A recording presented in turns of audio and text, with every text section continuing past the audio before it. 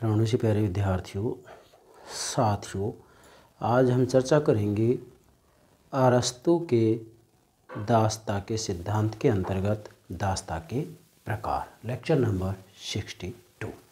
जैसा कि हमने यहाँ नोट किया है, अरस्तू दास्ता के प्रकार।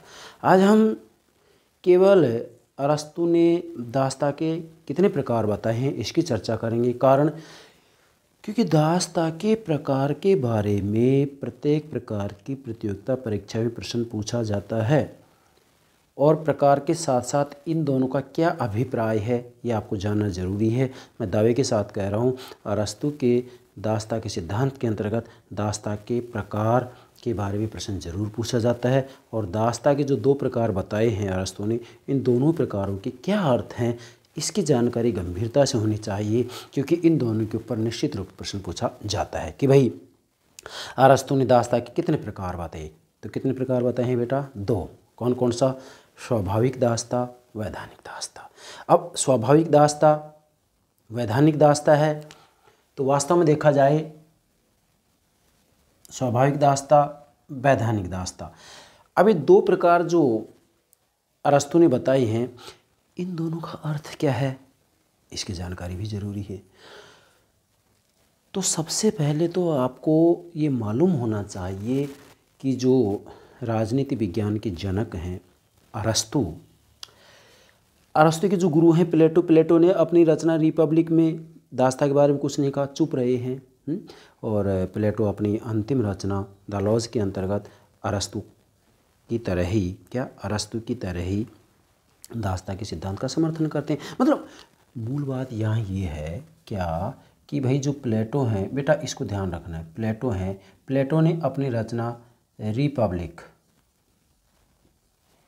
रिपब्लिक के अंतर्गत दास्ता के बारे में कुछ नहीं कहा। मतलब मौन है दास्ता के बारे में, रिपब्लिक में मौन है, चुप है, कुछ नहीं कहते। लेकिन प्लेटो ही अपनी अंतिम रचना लॉज के अंतर्गत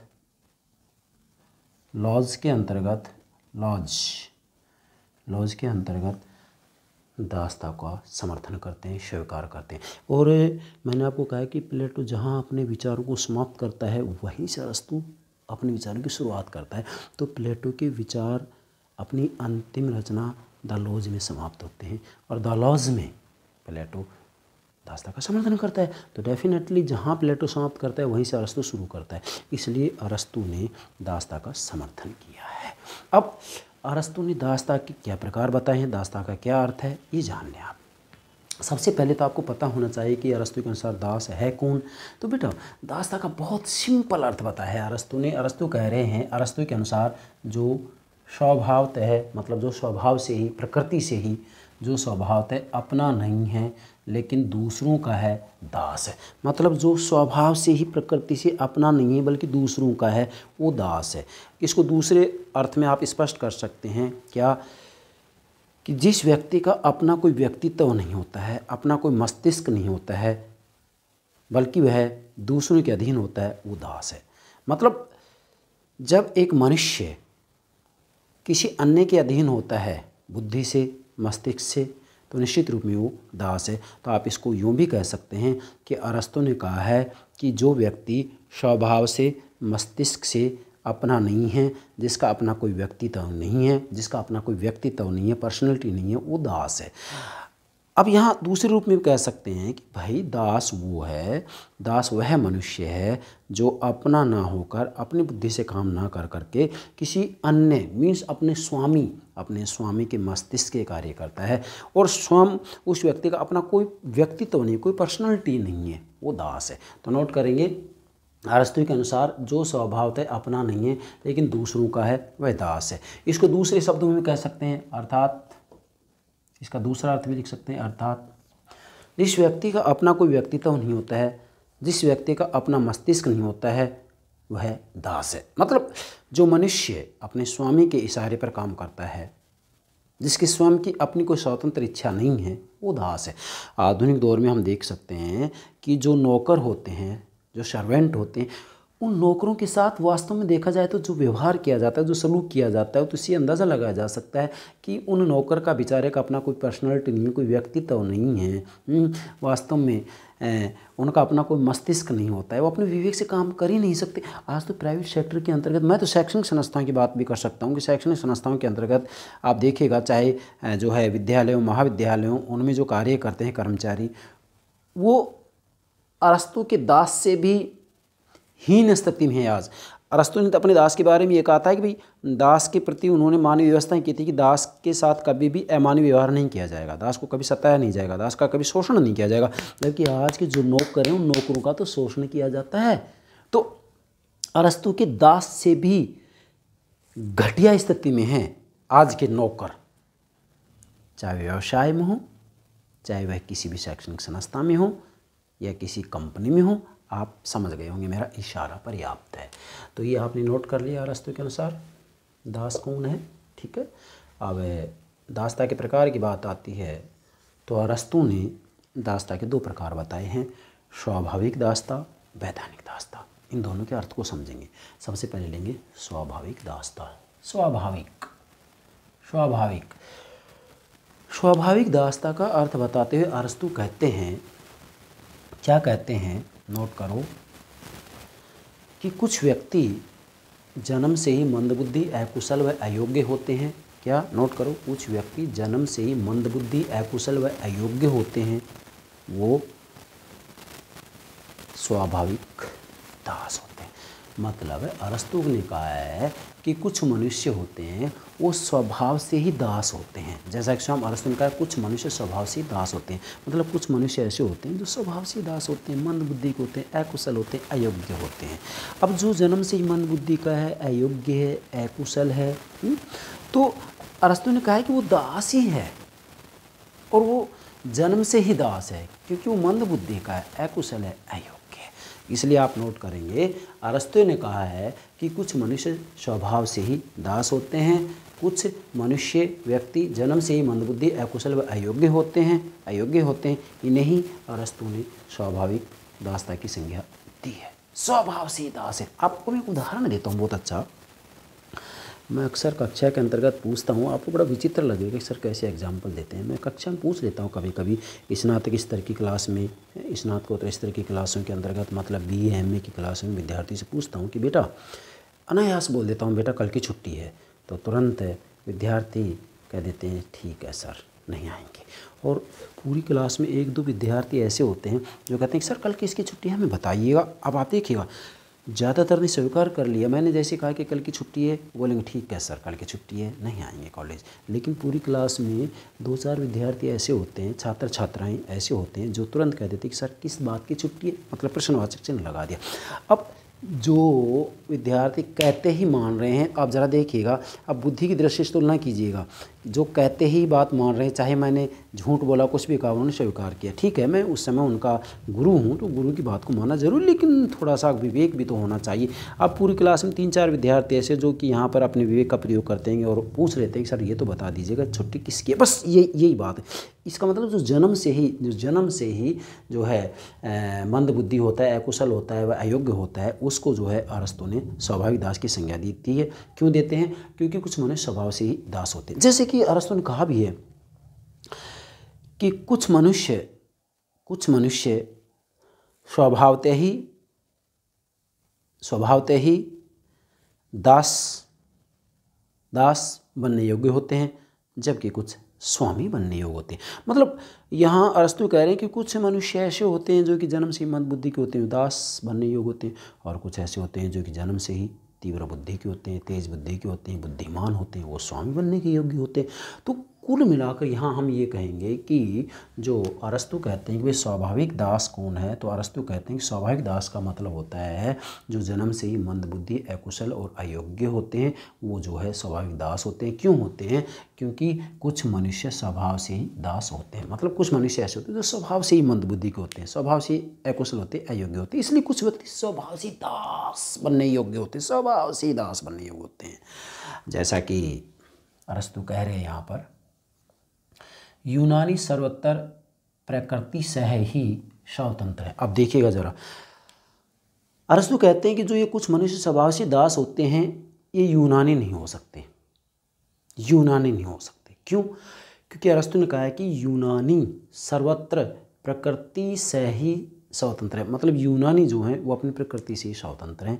यूनानी कभी भी दास नहीं बनाए जा सकते, वो जन्म से ही बुद्धिमान होते हैं, मंदबुद्धि के नहीं होते। अब थोड़ा देखिएगा यहाँ, अब अरस्तु यहाँ महान जो है वैज्ञानिक होते हुए भी, वैज्ञानिक दृष्टिकोण अपनाते हुए भी, वैज्ञानिक अध्ययन भी इन्होंने किया है, इसके बावजूद भी अरस्तु यहाँ नस्लवाद की भावना से घिर जाता है। नस्लवाद में कूट कूट कर भरी हुई है कि यूनानी दास बनने के योग्य नहीं है, यूनानियों का जन्म दास बनने के लिए नहीं हुआ है, और यूनानी ये युद्ध में भी हार जाते तो भी उनको दास नहीं बनाया जा सकता। जैसा कि आगे चलकर हम वैधानिक दासता की जब चर्चा करेंगे तो उसको समझाएंगे। तो यूनानी सर्वत्र प्रकृति से ही स्वतंत्र, मतलब अरस्तु कहते हैं कि यूनानी कभी दास नहीं बनाया जा सकते, क्योंकि यूनानी जन्म से ही बुद्धिमान होते हैं, विवेकवान होते हैं, इसलिए इनको कभी दास नहीं बनाया जा सकता। बर्बर जो जाति है उनको दास बनाया जा सकता है, और उनका जन्म ही दास बनने के लिए है। जैसा कि स्वयं अरस्तु कहते हैं, बर्बर जातियों के लिए वैधानिक दासता उसे सर्वत्र उचित एवं न्याय संगत प्रतीत होती है। मतलब अरस्तु कहते हैं कि यूनानी का तो जन्म ही जो है दास बनने के लिए नहीं होता, यूनानी का तो जन्म ही स्वामी बनने के लिए हुआ है, क्योंकि यूनानी जन्म से ही बुद्धिमान होते हैं। जबकि जो अन्य जातियाँ हैं यूनानियों के अलावा, वो सब बर्बर जातियाँ हैं, और उनका जन्म ही जो है दास बनने के लिए हुआ है, क्योंकि वो जन्म से ही अकुशल, अयोग्य और मंदबुद्धि के होते हैं। लेकिन यूनानी नहीं होते, यूनानी बुद्धिमान होते हैं। यहाँ नस्लवाद है, नस्लवाद की भावना भरी हुई है अरस्तु के अंतर्गत, कूट कूट कर भरी हुई है। यूनानियों के बारे में तो साफ कहता है कि यूनानियों का जन्म दास बनने के लिए नहीं हुआ है, बल्कि यूनानियों का जन्म स्वामी बनने के लिए हुआ है। ये नस्लवाद की भावना है इनके अंतर्गत। ये इस आधार पर आप इसकी आलोचना कर सकते हैं अरस्तु की।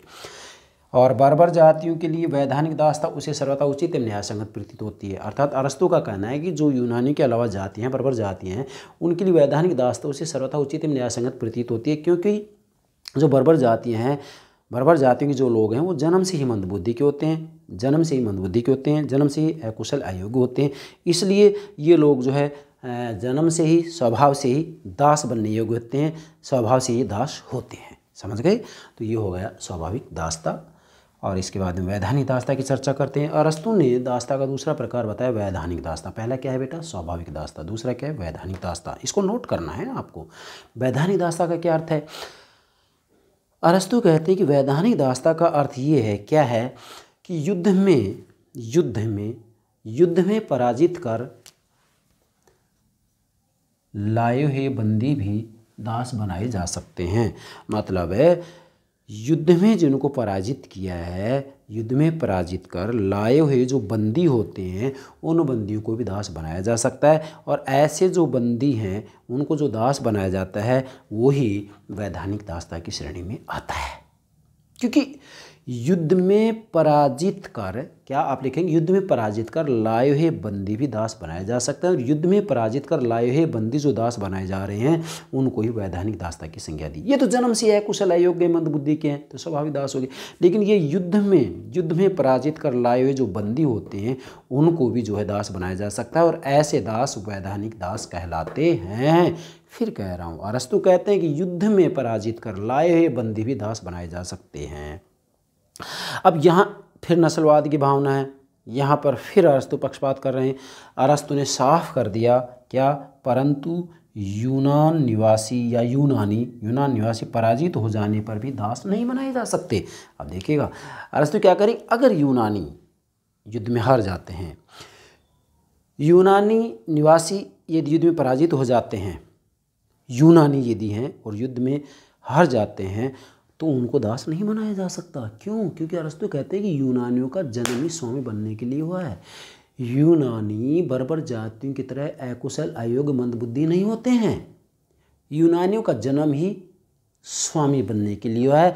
यहाँ पर भी नस्लवाद की भावना कूट कूट कर रही हुई है। अरस्तु कहते हैं कि यूनानी युद्ध में हार जाएं तो भी उनको दास नहीं बनाया जा सकता।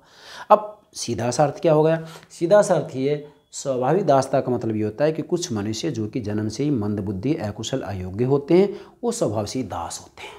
स्वभाव से दास, मंदबुद्धि के हैं, स्वभाव से ही दास है वो। और वैधानिक दासता का मतलब ये है कि युद्ध में जो पराजित कर लाए जाते हैं, युद्ध में पराजित कर लाए हुए जो बंदी होते हैं उनको जब दास बनाया जाता है तो वो वैधानिक दास होते हैं। क्या होते हैं? वो वैधानिक दास होते हैं। लेकिन शर्त है, मैंने लिखा भी है, परंतु यदि यूनानी निवासी हैं, यूनान के हैं, यूनान निवासी हैं और वो युद्ध में पराजित भी हो जाते हैं तो उनको दास नहीं बनाया जा सकता। तो नोट करेंगे, परंतु यूनान निवासी पराजित हो जाने पर भी दास नहीं बनाए जा सकते।